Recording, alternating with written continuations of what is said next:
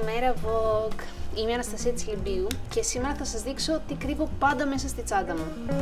Λοιπόν, μου αρέσει πάρα πολύ η σειρά φιλαράκια και το έχω πάντα μαζί μου γιατί ανά πάσα στιγμή μπορεί να ξεκινήσουμε ένα τουρνουά.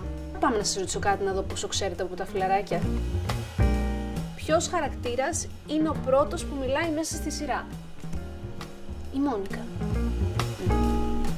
Μ' αρέσει πάντα να έχω μαζί μου το αγαπημένο μου άρωμα. Είναι το Libre του Yves Saint Laurent. Με κάνει να νιώθω ελεύθερη και μου δίνει αυτοπεποίθηση. Ειδικά πριν από κάθε οντισιόν που έχω πάρα πολύ άγχος. Και μ' αρέσει να με ρωτάνε για το άρωμά μου και να με αναγνωρίζουν από τη μυρωδιά μου.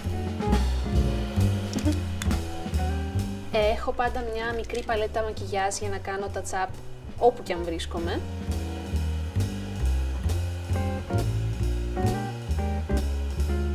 Το επόμενο είναι μια βεντάλια, την οποία την αγόρασα πρόσφατα στο ταξίδι μου στη Γερμανία, στο Düsseldorf. Την αγόρασα μέσα σε ένα παλάτι που πήγα, πανέμορφο, ροζ, υπέροχο, παραμυθένιο. Και βασικά είναι ιδιαίτερη για μένα γιατί στη Γερμανία πήγα για τη συναυλία του Harry Styles, τον οποίο αγαπώ πάρα πολύ. Τώρα θα σας δείξω κάτι πολύ ιδιαίτερο για μένα.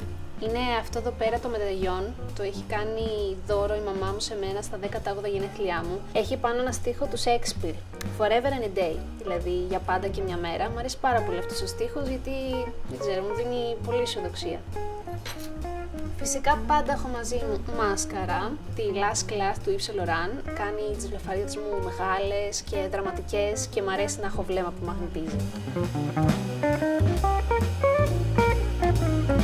Γενικά δεν θέλω να χρησιμοποιώ πολύ πλαστικό, οπότε έχω πάντα μαζί μου το παγούρι μου, γιατί θέλω συνεχώς να ενυδατώνομαι και εσύ τώρα που βλέπεις το βίντεο πιες νερό, γιατί κάνει καλό για τον οργανισμό σου.